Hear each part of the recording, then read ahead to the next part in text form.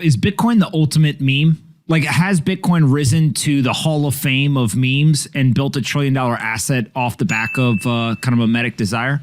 The Hall of Fame of memes, man. I like that. I think so. I mean, I can't come up with a better one off the top of my head. And part of that I think is Satoshi. He's like he's the ideal kind of mythological figure that we can project all kinds of things onto. There's in many ways there's a religious element to all of this because of that, and because of kind of the way that people talk about their belief in it. So I do think that it is definitely in the Hall of Fame of memes, and I think that's probably, I mean, it's not a good thing or a bad thing. It's just it is what it is.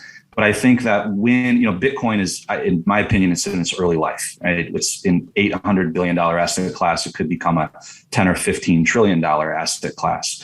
So I think the question I like to ask is, at what point does the meme become less important, and does it start behaving a little bit more like a traditional asset class when it's matured? So right now, I think it's in the Hall of Fame of memes. I think it would probably be good for Bitcoin if it became less of a meme in the future once it's a little more mature.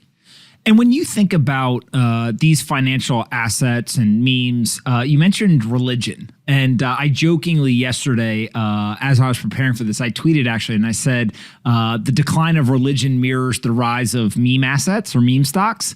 And not so much in like, yes, people are, leaving religion to go to the meme stocks, but it does feel like there has been a replacement with mimetic desire for what used to be religion, right? The studies show that people are much less religious, especially younger people today, than they used to be.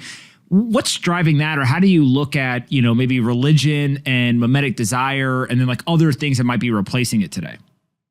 I think that's right. I think that they are negatively correlated. Mimetic desire is not a negative thing. Let's be clear about that from the beginning. I think it operates in a positive way in forming a sense of community, right? You have people with a shared desire.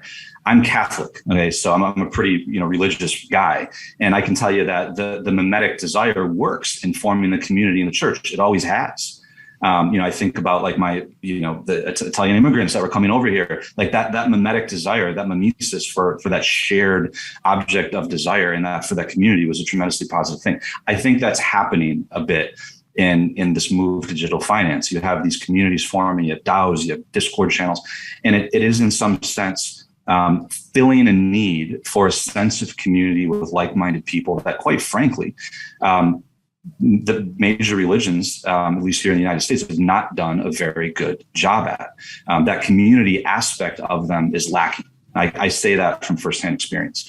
So I think people are filling that need in other ways. I think that all human beings are just fundamentally religious. That doesn't mean that you're part of, that you go to church. I think that we're religious beings by nature, and that has to manifest itself in some way through some kind of search for transcendence. I think a lot of people are finding it in Bitcoin and in crypto in general.